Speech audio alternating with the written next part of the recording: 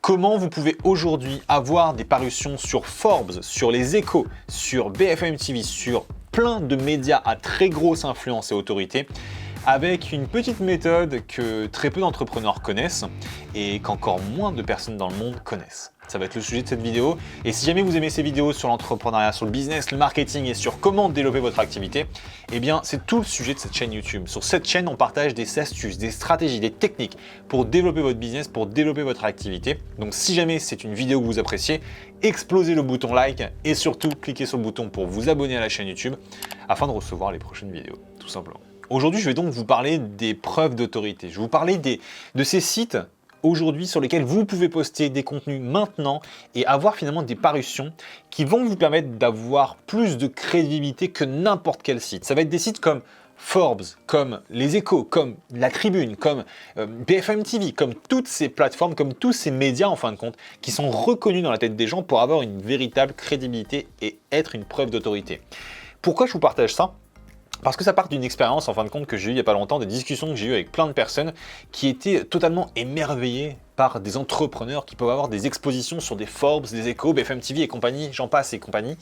Et j'étais un petit peu énervé contre cette manière finalement d'appréhender ces différentes parutions parce qu'elles étaient trompées d'une certaine manière. Et donc sur cette vidéo, je vais critiquer un petit peu le regard que certaines personnes peuvent avoir par rapport à ces parutions et pas forcément les personnes qui font les parutions parce que je pense que c'est une très bonne chose et c'est ce que je vous recommande de faire tout simplement parce qu'il y a très peu de personnes qui sont au courant de ce qui se cache derrière vraiment la machine.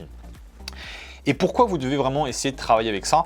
La raison pour laquelle il faut vraiment essayer de travailler sur ça, c'est que les médias aujourd'hui sont une possibilité, au-delà de l'aspect où ça ne va pas vous rapporter énormément de trafic, contrairement à ce que vous pourriez croire, être dans les médias comme le journal Le Monde, comme tout simplement Les Échos, ce genre de choses, ne vous apportera pas un trafic et encore plus un trafic de qualité. Ce n'est pas vraiment votre source optimale de trafic. Par contre, ce qui va se passer, quand vous allez avoir une parution sur Forbes, comme sur toutes ces plateformes dont j'ai pu parler précédemment, tous les médias qui existent et qui sont connus de la part de votre audience, eh bien, ils sont connus de la part de votre audience, ce qui signifie au final que c'est une véritable preuve d'autorité. Dans le sens où, si jamais vous avez une boîte comme Forbes, une boîte, un média comme Forbes, qui régulièrement fait des magazines sur les plus grandes success stories, les plus grands entrepreneurs du monde. Si jamais il y a une personne un jour qui est interviewée par une personne sur Forbes, forcément, vous allez avoir l'autorité de Forbes qui va parler, qui va appuyer et qui va donner de la crédibilité à cette personne-là, qui va la rendre beaucoup plus crédible. C'est comme si vous prenez une personne qui n'existe pas pratiquement, qui n'a pas d'autorité sur Internet, que vous la mettez sur scène, que vous la faites parler, que vous la faites speaker sur une scène en fin de compte, et bien tout de suite, les gens vont vraiment l'écouter. Et le simple fait de récupérer cette image, cette vidéo, et la partager dans une vidéo par exemple sur YouTube, ça vous donne une véritable crédibilité. Et c'est exactement la même chose avec les médias comme Forbes et ceux que je viens de vous partager.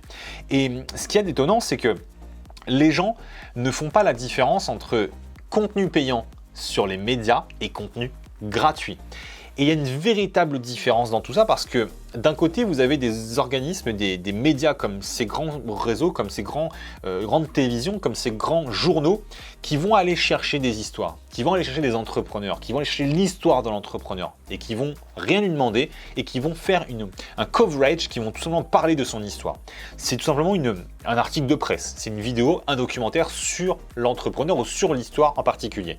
Et de l'autre côté, vous avez des entrepreneurs qui vont travailler avec les organismes de publicité de ces différents médias et qui vont payer pour avoir une exposition. Oui, vous avez bien entendu, qui vont payer pour avoir une exposition. Et c'est exactement ce qu'on va voir dans mon tout premier point sur cette fameuse vidéo. Alors comment acheter de la crédibilité grâce à ces différents réseaux, grâce à ces différents sites internet et grâce à ces différents médias ? En fait, c'est vraiment en travaillant, surtout quand vous démarrez de zéro, quand vous avez peut-être un peu de fond et que vous n'avez pas forcément beaucoup d'histoires derrière vous, beaucoup d'histoires à partager avec ces médias ou que vous n'êtes pas encore assez connu pour avoir un minimum d'histoires à passer dans leur radar en fin de compte, vous allez pouvoir faire ce qu'on appelle finalement du placement publicitaire ou alors finalement de l'achat de publicité sur ces plateformes. Et ils ont typiquement des émissions qu'ils consacrent uniquement à la publicité. Parce que quand on regarde finalement des plateformes comme ces différents médias, Forbes, Les Échos et compagnie, où ils gagnent leur argent, c'est très très simple. Ils le gagnent sur la publicité qu'ils vont faire payer à des entrepreneurs, des entreprises et des business pour diffuser leur contenu ou alors vendre leurs produits directement en placement de produits.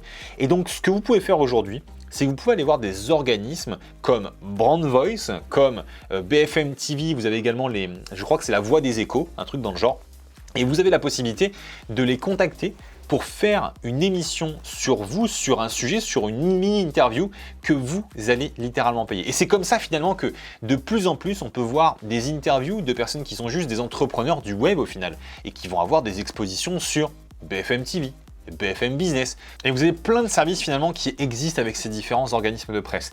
Vous avez Brand Voice pour Forbes, vous en avez d'autres également sur la Tribune, les Échos, etc.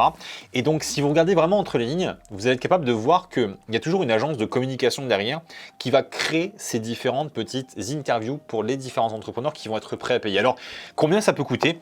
Ça peut coûter entre 2, 3, 4 000, 5 000 euros ou jusqu'à plusieurs dizaines de milliers d'euros pour une seule interview sur une seule de ces chaînes de télé. Alors encore une fois, le trafic que vous allez récupérer de tout ça n'est pas vraiment intéressant. Par contre, ce qui va se passer en termes de preuve d'autorité et ce dont vous allez pouvoir vraiment faire usage une fois que vous avez fait ces interviews-là va être vraiment très puissant parce que vous allez pouvoir prendre le logo, vous allez pouvoir prendre votre intervention que vous avez faite, vous allez pouvoir prendre tous les éléments de communication de cette boîte et vous allez pouvoir avoir sur vos pages de vente les petits vu sur Forbes, ou alors a été interviewé par Forbes, ou alors littéralement le logo Forbes qui apparaît sur votre page de vente.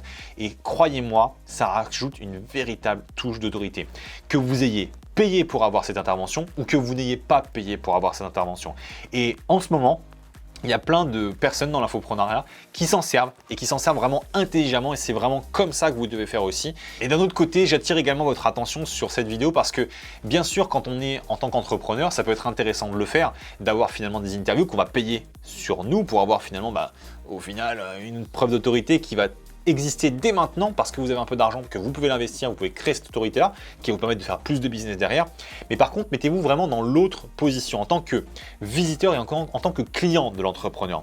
N'oubliez pas de regarder un petit peu quand vous voyez une interview d'une personne sur ces médias-là, de regarder dans quel contexte ça a été pris. Parce que si jamais c'est une interview qui a été payée, peut-être que la preuve au final sociale est un peu plus imaginée et surtout un peu plus fake d'une certaine manière.